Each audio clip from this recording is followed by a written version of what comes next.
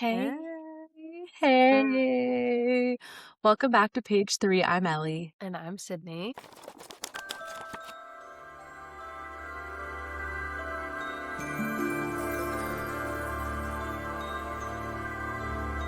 And in today's episode, I kind of had a lot of fun doing last week's episode. So Sid and I were Yeah. just talking about, I don't know, something else where we could just talk about our art because Yeah. that lights our souls on fire. Uh, Yeah. Yeah. We so we were just talking about how last week we had a friend who gave us really awesome feedback. She was actually a guest on the podcast. Shout out Afton. after, I miss you, Afton, so much. And she gave us great feedback about how she really liked that we were sharing things that we were doing outside of page 3 and just like the other art we participate in and gives you a better, more well-rounded understanding of when we come to this space, what we're kind of bringing. And so we thought it would be fun to do kind of a part 2 variation where we tell you how we kind of got into this, if you want to get into our respective art forms, how you do so, or Mhm. just like our general advice and journey a little bit. And I mean, take it or leave it. We're obviously 20 something years old and not professionals, but this is just our advice is to people pursuing art, how I became a photographer and how Ellie, is being an author. And yeah, I don't know. Yeah. Was that a good explanation?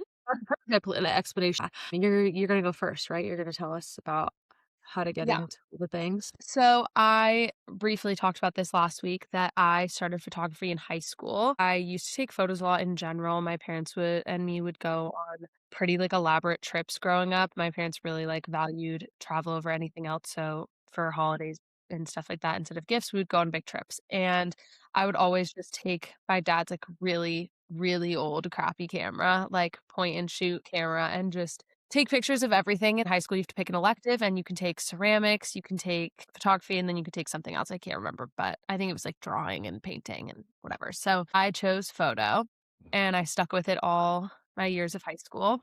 And then I just, in between the life of being in college, I just kept up with it and kept doing grad photos and Christmas cards. And, I had an internship where I worked with a team, like a marketing agency, and I did photos for them for their brands and things like that.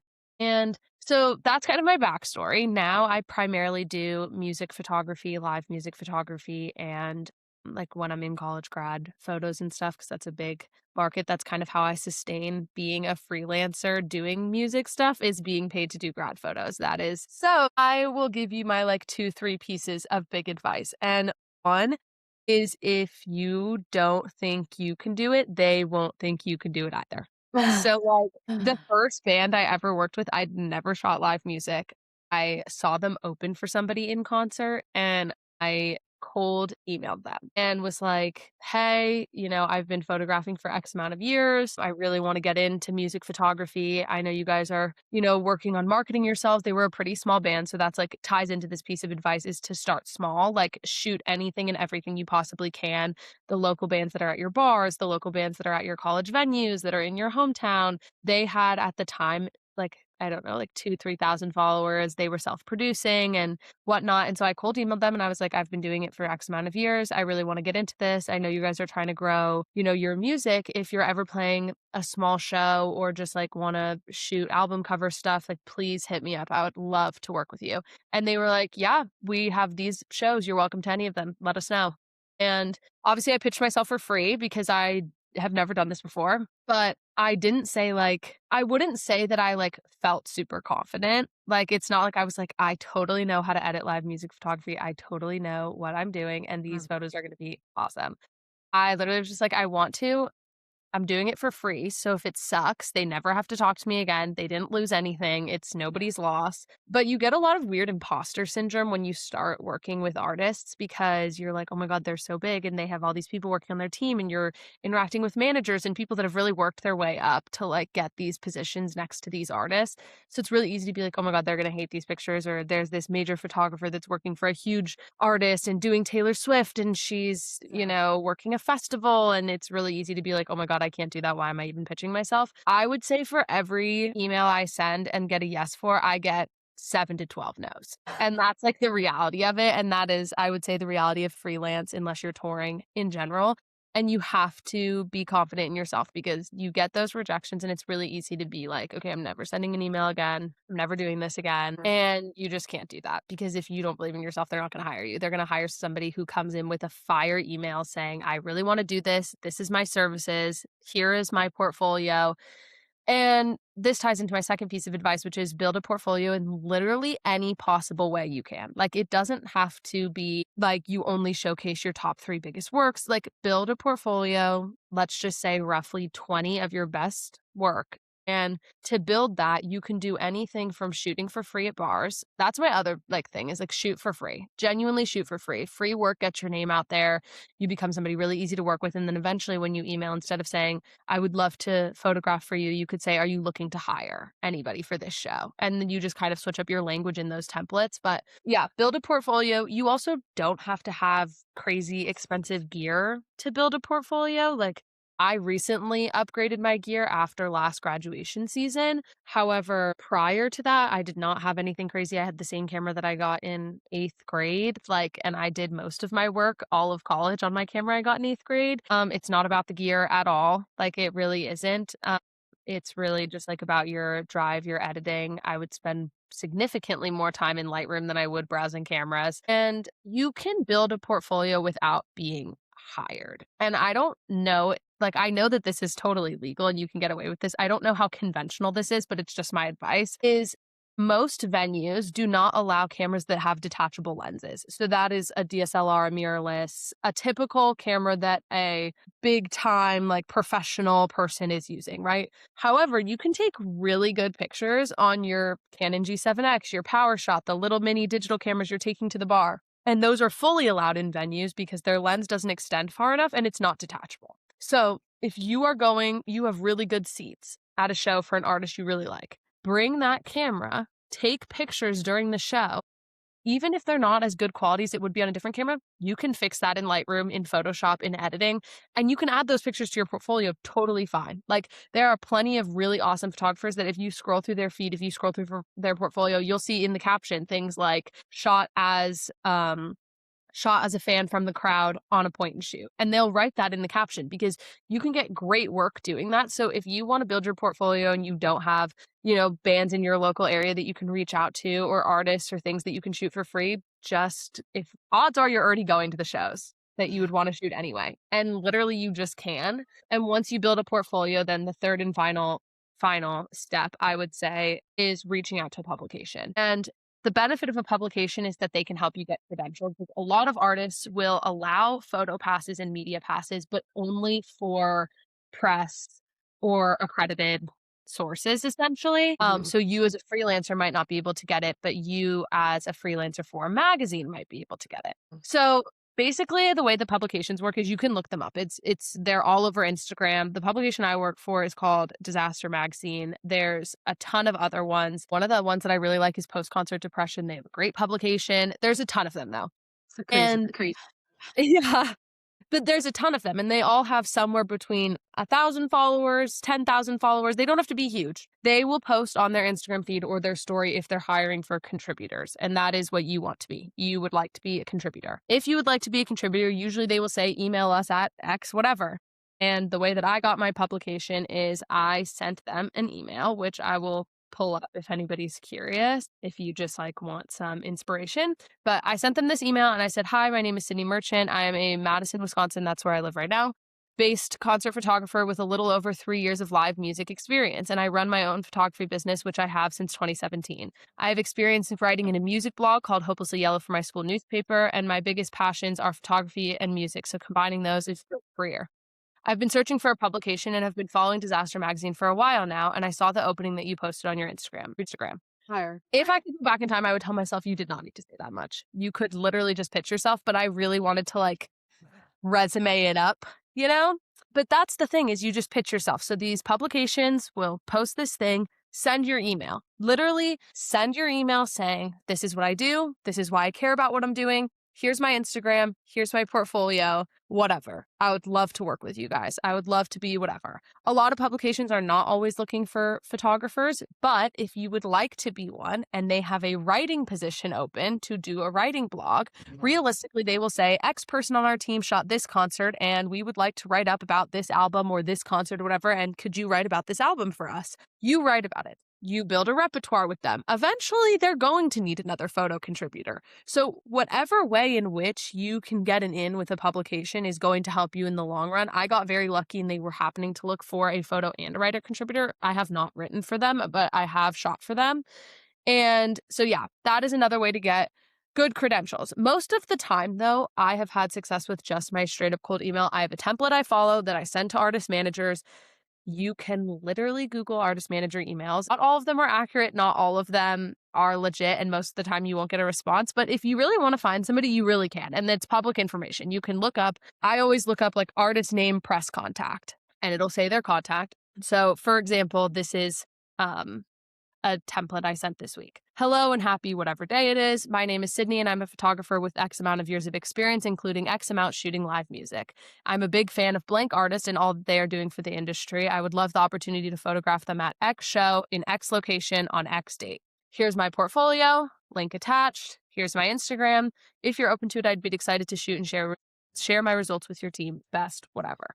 I have copied and pasted that template to pretty much every artist I've worked with. And if I'm shooting for the magazine, the only difference is that I add in, I would like to shoot this show as a contributor for X magazine. Happy to loop in my editor if you need. This is their information as well as my portfolio. So nonetheless, my point is I have no business doing this. None, not even a little. I got none. I have no reason that they should hire me other than the sheer fact that I have harassed them via email until they let me. And that is the nature of any freelance art, in my opinion. I don't know if you like agree or disagree, but I really think like half the battle, at least, if not more, is literally taking the rejections in stride and continuing to sell yourself to people that may or may not ever see it. I don't know any artist at all that has not been rejected, point blank, period. Like I know none that nothing works on the first try. Like it really doesn't. I think it's about finding people and finding the avenues that you feel like you want to go down and knowing that everyone gets rejected. Like I literally know not a single artist that just worked off like the whim. And like maybe it's a type of thing where like you're discovered, but there's going to be people along the way that tell you that your dreams are not worth it, that they always exist. And they exist because, in my opinion, I think there's a challenge for you to say, no, it's worth it. Even if people are telling me no. I agree. I completely agree. But I also just think that like part of being an artist in any capacity, like in any way you want to be, is you have to believe in yourself because it's not a given format, I guess. So it's not built into the way that people live their daily lives. So you have to be able to prove to yourself and to everybody else that it's worth it. And the thing is that even your favorite touring photographers, even the people that did all of the Eras tour and that did all of Sabrina Carpenter and did all of Justin Bieber at Coachella, I promise you that they will add Justin Bieber from Coachella to their portfolio and they'll still get rejected. Yeah. They will still get rejected. And you know what? When the tour ends that they're on, they might still get rejected if they want to be hired by a different artist. That is just the reality of it. A lot of artists have permanent media people that they work with. I just recently, in the last episode, I don't know if I talked about this, but I think I did. I photographed It's Murph's show. And he has a full-time guy named Miles who love his work. No complaints. Great work. And they work together full-time. That is his guy. He comes to every show. He tours with him. He travels with him. That's his media guy. That is the guy doing his stuff for him. And a lot of times that's the roadblock and that's totally okay. Like they don't necessarily need any other content, which is where the magazine comes in because they might not need your content, but they can't always deny your magazine getting content, I guess. Yeah. Because not only does it give them publicity if you do a write-up and post a gallery of it, but like you would be shooting for them, like for your magazine or for your publication, not for the artist. Whereas the artist doesn't necessarily need your work if they work with somebody full time, so they don't have any obligation to give you a photo pass or anything. I don't know. Those are my like 3 biggest pieces of advice. I've worked with, I would say, like a good amount of people now at this point, and I like worked in the last week I've worked with Soldier Boy and It's Murph, which I said in the last episode, and those are the top of my portfolio. They were all over Instagram. My stuff got reposted everywhere, and That's so I'm gonna get exciting. it was very exciting, and I'm still gonna get a rejection for shoots that I want in the next month and for things that I wanna do in the next coming weeks, and so, I don't know, my 3 biggest pieces of advice is if you want to be a live music photographer, I would say, 1, they won't believe in you if you don't believe in yourself. They have no reason to hire you and no reason to think that your work is good if you don't sell it like it's good. If you don't come in there and say, "I'm really fucking good at my job. Here's my credentials," and instead you say, "Would you mind, if possible, looking at my work? I think I'm getting better at it." No, even if you don't think it's that great and you're still practicing, you sell that shit like you are the biggest professional on earth.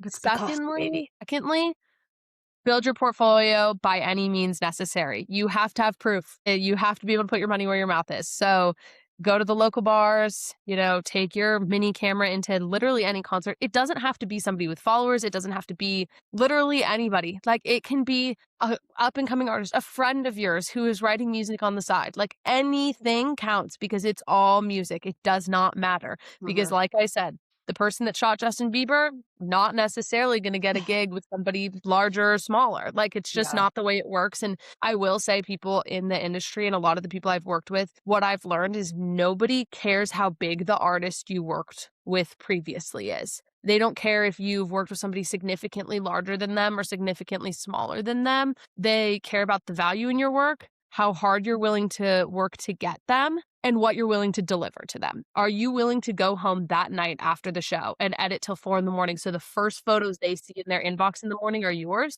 Or are you going to hit them with them 11 a.m., noon the next day when maybe they've already posted? Maybe they're already in the next city they're touring in. It's little things like that that they care about, not who Mhm. you've worked with. So build your portfolio by any means necessary. And then my third and final piece of advice is, I don't really know what I called it. What did I call it? Be willing to get people say no to Yeah, you. be willing to get rejected and still continue to do it and have an email template. Oh, when you are ready, find a publication. Find Mhm. a publication. That was my third piece of advice. Find a publication. There are a million of them on Instagram. A lot of them are nationwide and want contributors in every and all states because musicians go to a lot of different places, not just New York and LA. So if you live in Madison, Wisconsin, like I do, you wouldn't think that the music scene's big here, but it is. So find a publication, pitch yourself, and then really truly make a real portfolio, like make a website because it shows your creativity. It shows how, like, if you are a creative person, building a portfolio that is creative is really special. This is mine for reference. It's pretty basic, but it's very cute. And you can scroll through and it has some fun words and things and all that jazz. And it showcases a little bit of my personality, a little bit of my style and whatever. And it is a lot better than a Dropbox folder of your best work or a Google Drive of your best work. It goes a long way to, no matter how many followers you have, no matter how many bands you've shot, no matter how many artists you've worked with, to always carry yourself and present yourself to people as if this is your entire life. Because if you want it to be, it can be if you continue that. So those are my 3 biggest pieces of advice. But also, then again, what the fuck do I know? I'm figuring it out every single day and getting rejected every single day. Just like you, but I don't know. That's kind of my advice. Those are the templates and emails that I've sent that have gotten me the gigs that I've had. And yeah, my Instagram's at Sid Jade Photo, and if you have any questions or you want advice or you want, I don't know, if you are curious about how I got in contact with certain people or publications, you can shoot me a DM and I'll probably respond. So She will respond. That's awesome, Sid. I mean, I think it's so interesting because the photo world is such a beast in and of itself because there are so many niches that you can go down there. There are people that just do weddings, and that's yep. a whole thing. And There are there are people people that that, just do portraits, just do yeah, product. right. And I think it's so awesome. And I also think that there's something which I'll get into in my advice about putting yourself out there and marketing yourself is a really beautiful thing. I would say, like, what you just said also that you're going to get into in yours is marketing yourself and being able to sell yourself. Like I said, confidence is 90% of the battle. Like it really is. Because art is so subjective. that people only think what's good what they're told is good, if that Mhm. makes sense. Like, you ever go to a museum and you see a painting and the canvas is all one color and you can't figure out how it's worth millions of dollars, but we've all said that it's incredible, so now it's incredible. Like, one person says that you're so good at something, and it just takes one person saying that it's, like, a Exactly. niche or it's an aesthetic or you just don't get it, and it's, like, the highbrow art people, which simultaneously can make your art, but also simultaneously make you feel like shit about your art. Because if you don't have that type of thing, then But that's, like, why you need to market yourself because people only know or think what's good what you tell them is good, and, like, art is Totally. subjective, so if you're saying, "This is my best work and I'm really fucking good at my job," who are they to tell you you're not? They Right. can't. So if you go in not confident in yourself or not willing to pitch yourself or not really willing to, put your money where your mouth is and fail, and I don't know necessarily if you're doing it the right way, you know? Totally. Okay, so for my art, for anyone that's new here, I'm a writer.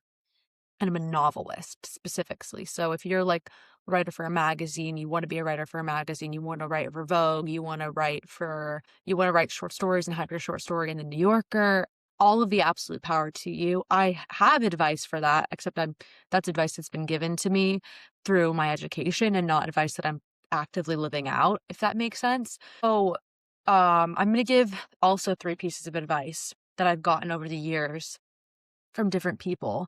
Two people that are very high up in the industry. One of them being Claire Keegan, who maybe you do not know who she is, but she wrote a very famous story in the New Yorker, actually. It's a short story about Ireland and a girl. It's fantastic. And she's really great at what she does. I studied abroad in Ireland, which was one of the best experiences of my life. Fucking love Ireland with everything. And she talked to us a lot about what it is to be a writer and what it means to be a writer. And one of the best pieces of advice that she gave us is that if your manuscript could speak, it would say you left me when I needed you most. And so that's my first piece of advice that I can give you. And I'm actively living out right now. A first draft is for you. A second draft is for everybody else. So a first draft is for you to understand the story. What does the story mean? Where is the story going? Who are these characters? What are their motives? What are their drives? What makes them who they are? What's their favorite color? What's their zodiac sign? It doesn't matter if those things are going to end up on the page. It matters if you know your characters like the back of your hand. That's Shiloh. It's his birthday today. Everyone say happy birthday, Shiloh. Happy birthday, Shiloh! Ellie's whacking the microphone. The second draft is for everybody else. So it's about making the story make sense to the reader because they're not going to know things. There are things you're going to miss. There are things you're going to over explain. The editing process takes a lot of time. So the same thing a literary agent told me is that when you're writing, you should write, give it a month, write, give it a month, write, give it a month, write, give it a month, or more so edit. And just give it time. Like things, they have to breathe. And I think with art, which is something I very firmly believe in, and I think that's why the publishing industry is struggling so much right now, because I think that people believe that good stories live in a factory setting, and the best stories, they take a lot of time. The story that I'm writing right now, I've been working on it for 4 years, and it went through all different pieces in it. It went through so many different phases, and it didn't just exist on the page one day. The storyline didn't even come to me in the 7 months that I was consistently writing it. The storyline came to me after that. So it's just something that is very challenging, but that's my first piece of advice. Edit some more before you send it out. Edit just one more time. My second piece of advice, well, edit as long as you can. Just edit, edit, edit, edit, because and don't, alongside editing, trust the reader. People do not need to know I walked to the door. You can just get them opening the door. Cut everything. Make it as concise as you can. Make sure that everything that lives in a story, everything that exists inside of that story is absolutely necessary. And it can be really hard because you're really attached to details and you think they're very necessary, but they're not. Just get to the bare bones of a story, the most necessary components, the things that you think where the story lives. And that is kind of how a story can come alive. When you're doing your art, editing is incredibly important, and knowing that trusting your reader to know what's going on and trusting yourself to explain it to them. It's a little bit different if you're writing a fantasy novel, obviously, because you're world building, but yeah. Yeah. And then, okay, the last piece of advice that I'm going to give you in terms of like actually the physical writing that you were going to submit to people would be that the DNA of every single story should, if it's a short story, live in the first sentence. So the story should be everything about the story that you need to know should hypothetically be in the first sentence that you write. And if you're writing a novel, it should either be, depending on the length of the novel, in the first couple pages or really ideally the first paragraph. It should give you kind of insight into the characters. It should tell you so when the reader goes back, everything is obvious from that first moment that you started reading, but you have no idea what the fuck you're saying at that point because it's a story. You're just entering it. It's crazy. You're basically like creating a ramp for people to walk by. I think we've talked about it before. That is my unsolicited writer advice. Do I think that I follow any of these things? Probably not. Probably not, but that is what I've learned from the people that have taught me, and I'm trying to do those things actively. It's very hard. Can I ask The you a question? Yeah. Did you I think we talked about this, but I don't think we talked about this online. You didn't write your story chronologically. No, I didn't. I Can didn't. you can you share how that happens? Yeah, I guess mine are gonna be I think my piece of advice live more so with in the writing itself, I would say. I don't necessarily think I have a lot of advice about how to get yourself published because I'm not published myself. And also because it's a daunted beat. I guess I'll save that for my very last piece of advice will be about that. But I think in terms of writing a story, I didn't okay, so I wrote the story. Well, you wrote the ending, I thought. I did. I wrote I wrote the first half, the last half of it. And then I switched it around. I don't know how to explain this. Okay, so when I was writing it, I wrote I think I talked about this last episode, but whatever. I wrote 14 pages of a short story, and it was a complete overview of the story itself. And then I slowed it down, and then I wrote a section of it. And then I slowed it down some more, and then I wrote a novel of it. And when I started writing it in the very middle of the novel. That's where it felt alive to me. I just dropped my characters right in. It came to me in a vision.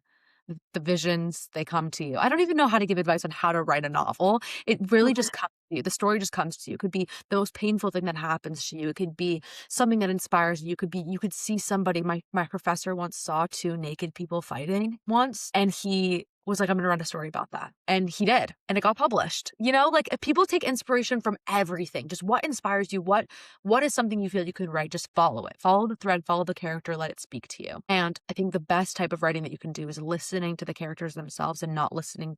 You do not lead the characters lead you, and you are just a very dedicated scribe giving and writing their experience. So I wrote the story, it started in the very middle.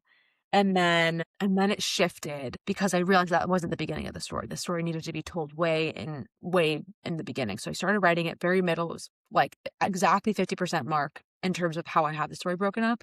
And then I wrote all of the beginning section up until that point. And then so I wrote this section. I wrote D to F. Then I went back in time and I wrote A to C. And then I wrote F to H. F to Z, I Yeah. guess. Not really. See, that's just crazy to me because I can't in any world imagine writing a story that's not, like an autobiography or a biography, like something that has references, I guess, that's something that, like, did exist and can be fact checked, I guess. Whereas, like, you made the whole thing up in your head. I did. Did make the whole thing up, Like, which is you quite made it crazy. like, do you ever sit and think, like, this is I made a whole non-existent world? Yeah. But then again, I have like 6 different non-existence worlds in my head, and that's how do you know you're gonna be a writer? I just have always lived in fictional worlds. I've always existed in them. I have characters in my mind. People exist to me. I'm so intrigued by psychology. I'm so intrigued by characters themselves. I'm so Yeah. intrigued by what drives people. That just taking it to the page was such a different thing, and that's like another piece. Like, read. Read, read, read, read. If you wanna be a great writer, read. If you are reading a book, you are working on your craft because that is how you can figure out what to do, how to do it, what's good, like what's not good. It's a whole thing. But the whole thing, the scary thing about it, and I don't know if I'm outing myself with this, I didn't even know what the fucking story. I didn't even know where the story was going. Like I didn't sit down, and this is like all my professors told me this is the dumbest thing you could possibly do. So please don't do what I did. I didn't come to the page being like, this is the character and this is where the character is going. That the story did not come alive to me in that way, and every story that I've ever written does not come alive to me in that way. It starts with a person, the main character, and in my case, my novel is Lily. She came to me, and I was like, "All right, Lily, where the fuck are we going?" She took me over here, she took me over there. We're going over here. I'm like, "Girl, what the fuck is going on?" And then you just kinda keep writing it, and then it kinda starts coming together, and that's why the first draft is so important, like, just put it out there. Let it exist. That's, like, the hardest part, right? Like, even if it doesn't make any sense, even if you don't you're like, "Is this gonna be a murder mystery? Is this gonna be a romance?" I didn't even know that I was writing a romance novel until not even a year ago. It's kind of Yeah. a not really a romance novel, but it It's has not it romantic. has romantic it's a coming of age story with romantic elements, which would that's Exactly. what I would say. You know what this just reminded me of I saw this TikTok of Eli Ralla, who's currently writing her debut novel, and it's, like, her debut fictional story, whatever, and it's about a friendship breakup, and she basically, like, posted her writing, like, their falling out scene, and she something in the caption or in the video, I can't remember how she said it, but she basically was like, "I'm team whatever," like, one girl in the story, but, like, earlier that week, she was like, "I'm team whatever," and then she was like, "They're real to me, like, I am writing her, and as she is talking, I'm so fucking pissed off at her, and I'm so fucking irritated at her that I'm team the other girl." Yeah. And, like, you just reminded me of that because she's kinda did the same thing where it was like, "Okay, I guess wherever you take me is where I'm going." Where Like, you're gonna she go. knows these characters, she created them, they're literally hers, but then They one of them are. but then They one of them are. pisses her off, and she's like, "I don't I'm pissed," and it's, like, real. There are times when, like, Lily, like, I'm writing Lily, and I'm like, "Why are you doing that? Why would you do that?" Or there will be times where Lily will be so annoying, and I'll be like, "God, you piss me off," or Kate will piss me the fuck off. Or any of my characters. Annie, oh my god, Annie is, like, the villain in my story. She And you simultaneously, wrote them. and I wrote them all, but they're all real people. I don't know how to describe it to you. They are real people, and that's the best type of characters when you know them so well that they exist. They are completely detached from who I am. They're their own entities, and of course, there are things about me that are inspired by Lily, because of course, those are experiences that I've had. How else would I you all everything is written from experience. How else would you fucking write it? I think one of the things my cat is about to bite the fuck out of me. He has his ears pinned back. He's fucking ready to go. I feel like I need to let you get one bite in because it's your birthday, but at the same time, like, do we have to do this right now? Anywho, We're back. so we're back. So, yeah, characters exist, they're real. God, this is such a chaotic episode, but whatever, it's fine. That's kind of the way we roll around here. I Oh, yeah, my characters, they're very real to me. They exist, they're very real. This has turned into from me giving you advice on how to get published into me telling you how I wrote my novel because I just love talking about it. It's so fun to me. But I think So that's advice in itself because it's the process. it is the process, and a lot of the process is, like, I don't even know what's happening sometimes. Like, my characters will be super confusing, and I'll have no idea what's happening, and I'll have no idea what's going on. Yeah. Okay, so then my last piece of advice, which I'm actively doing right now, dare I say, is market yourself. I don't know, I feel less called to tell you about how the publishing process works, but I suppose that I will do that right now.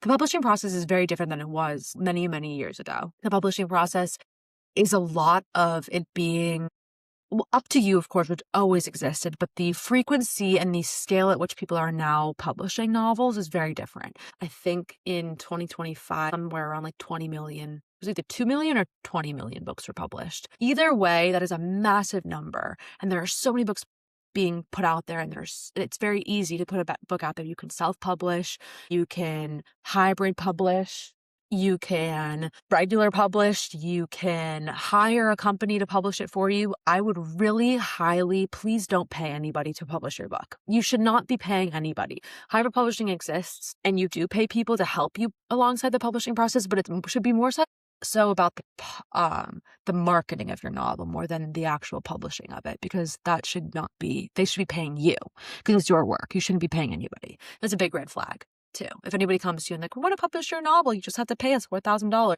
Please don't do that. That is a scam. So in terms of that's like the publishing side of things. So there's many ways. So you can go and find all of your favorite authors. Sarah J. Maas, Kristen Hanna, you could find Carrie Lake, Garrett Brown, whatever. All of these people, find your favorite novels, the novels you like and the novels you think are very similar to the books that you wrote. Find them very similar to what Syd did, and find a list of all the things that their like literary agent or their publisher, and just email them. Find their email, send it to them, query them, have a draft email. It's very, very similar to what Syd did. Find a really good email. You can find sample emails online, send it out, send it out, send it out, send it out, and keep sending it out. And then if you kind of reach a certain level of rejections, potentially check your manuscript again and see, okay, what can go right about this? What could be leading people astray? Sometimes people will give you advice. So if a publisher gives you advice like, hey, I think this character is underdeveloped.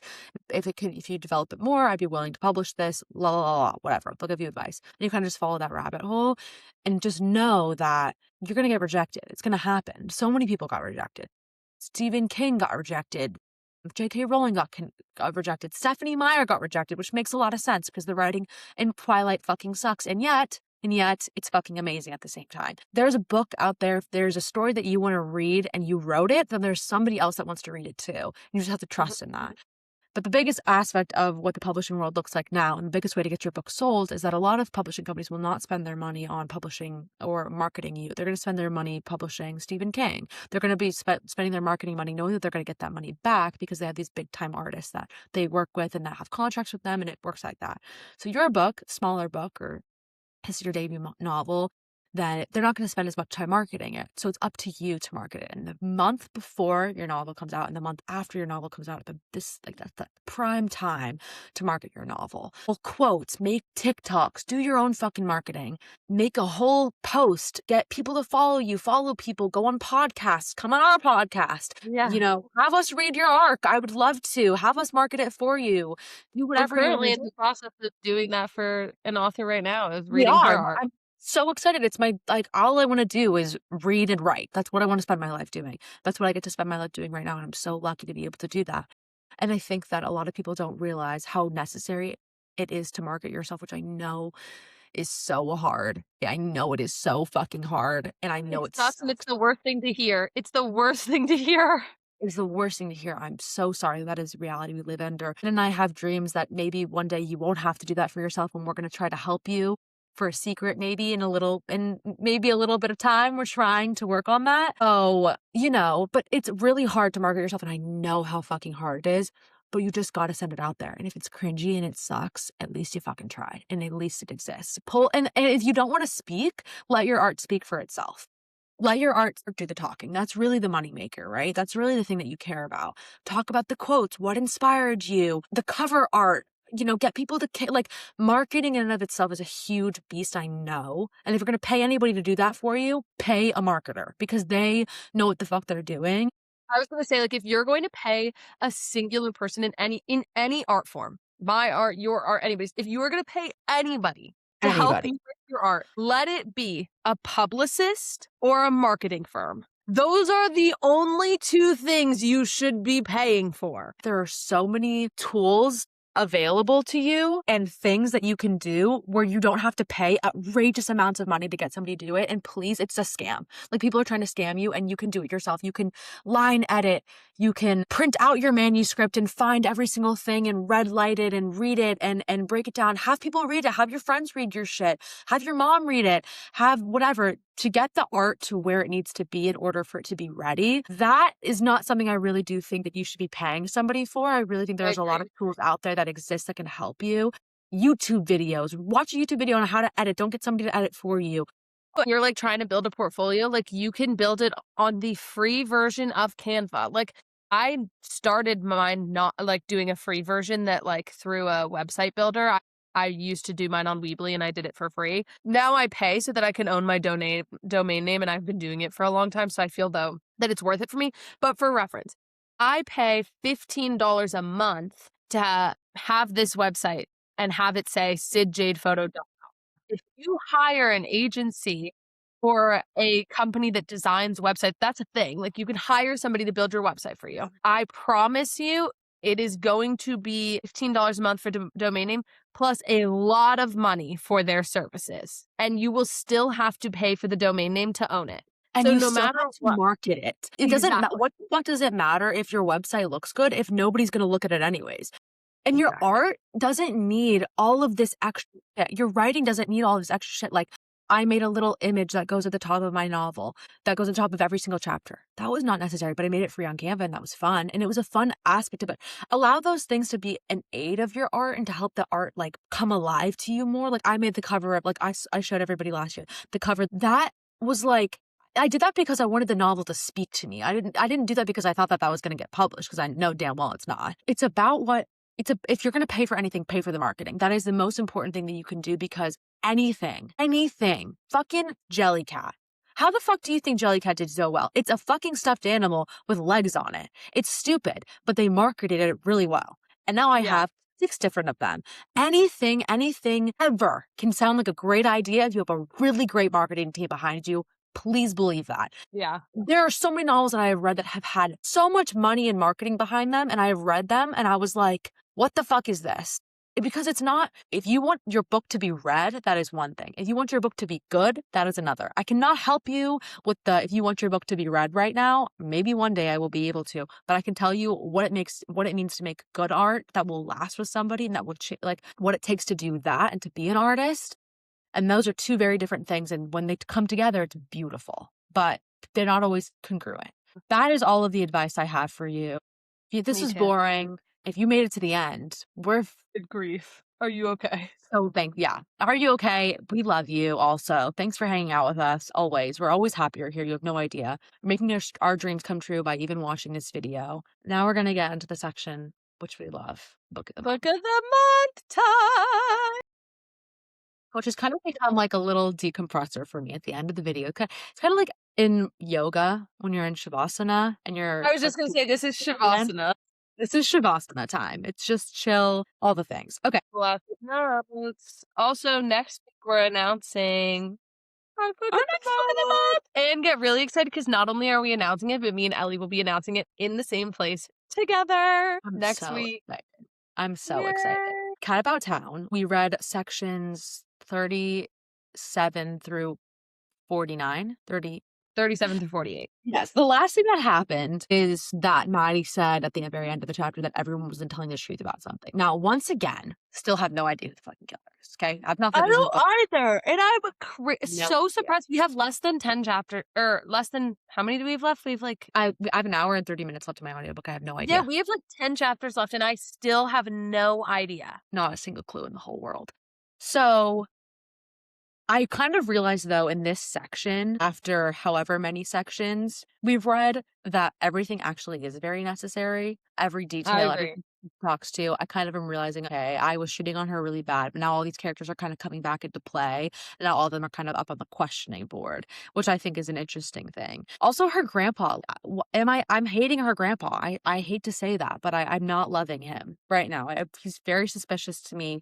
I Very agree. bizarre. I think that she's gonna get with Craig more than Lucas because of obvious things. Because I think Lucas is just used as like a checkmate piece. Shiloh, checkmate piece. Her grandpa seems really suspicious. I don't think he did it, but her grandpa is really suspicious. He has to be involved in some way, I think. Yeah, I agree. What do you think of Gil? Well, can you remind me who Gil is? They kept saying that name, and I was like, this has been a minute since I've read Wait, I this. don't know if we're at this part.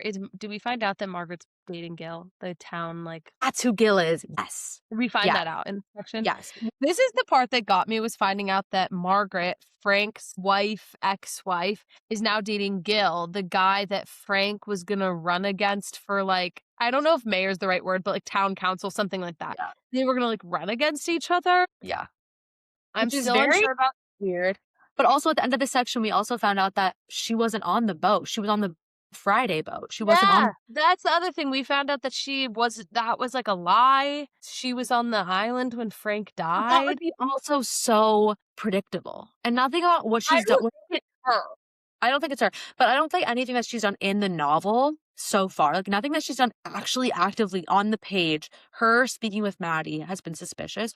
Only what I find out about her through the grapevine, aka the fairy, her dating Gil, etc. And also, I will say the only thing that was suspicious that happened that we witnessed was, in my opinion, when that person came over and she made Maddie leave, and she didn't want Maddie to know who she was talking to. But like, I think that's kind of irrelevant. But Yeah. I don't think Margaret did it, but her dating Gil does bring Gil into more suspicion than originally. Like, originally he was just suspicious because they were running against each other. Then Yeah. finding out that he was dating Frank's not fully divorced wife It's is crazy. Not ideal. I don't think it's the son. I think we can rule him out. Like, honestly, I just think he's on the struggle bus. Like, I just think He he's could having a just be really hard bad time. he just needs help. He just That's what needs, I like, think. It's like, I compassion. think he's getting judged for his erratic behavior, but honestly, I think he just needs help. I don't think it's part of the story Same. beyond that. I don't think Margaret did it. I don't think the grandfather did it, but I think he either knows who did it and is protecting them Sure. or knows something. I don't know. Something's not right about him. I But think there their has to be portrayal of his grief is very strange. there has to be somebody that we've interacted with thus far that did the murder, and if it's not that person, then I'm gonna be like, "What was the point of all of us going from person to person?" Like, all of them being brought back into the story to be questioned now seems very perfect. No, So it it has has to to be be one of them. somebody we met It already. has to be somebody And we I met. also I don't think it's Lucas, the one that's, like, angry, that, like, doesn't like the business bureau council thing that That's they not have. Lucas, that's, the lobster roll guy. Yeah. That's not Lucas, it's that Lucas is the dog groomer. That Oh, guy yeah. I don't know what his name is, but ta the other murder happening with the hit and run was crazy, very I crazy. forgot about that, the hit and run, and Yeah. yeah, that's Abe Tate. Yeah. The hit and run is Abe Tate. He handed this huge amount of money. Also, I think I didn't realize how little time had passed because it feels like so many days had passed, but It's only been, Maddie like, 3 days. it's only been yeah, Maddie just said it's like, "Oh, it's only been 3 days," and I was like, "What?" It feels like it's been 7. Her grandpa missing the dinner that they're all gonna have together is really shitty. Her grandma overall is a very suspicious person, I and the agree. fact that the chief of the police department is acting like this is very interesting to me. I mean, I don't have much else to say other than that, like, I really am enjoying it. I really like the characters. I think that it's a very light and airy murder mystery. I don't know. I just think that the formatting of it is for how light and casual it is. I still think the formatting and plotting of it is really good. I guess we'll have more to say when we find out who the murderer is. However, if it is one of the people that are all brought back, I think it will be very good plotting to have had us meet everybody in organic, weird situations and like instead of like a lineup, and we had them like meet whatever and then have them all come back. I think that that adds some depth to a not super And deep. it's like a natural way for us to meet these people to take us through. Yeah. It's been shitting on that in the past, but now it's making sense. Now I'm understanding, and I'm just excited to keep reading, keep figuring it Yeah. out. One more section. So Shouldn't we're gonna know who did it. 48, I'm like, who did it? I don't even know. 48 till the end. And then next week during Book of the Month, we will announce our Next book of the first month. our May Book of the Month. And then we will also finish talking about Cat About Town and probably some other news and things. So yeah. Yes. We love you so much. Thank you for joining us in this chaotic, crazy episode. Thank you for listening and caring, and we will see you in the next chapter. See ya. Bye.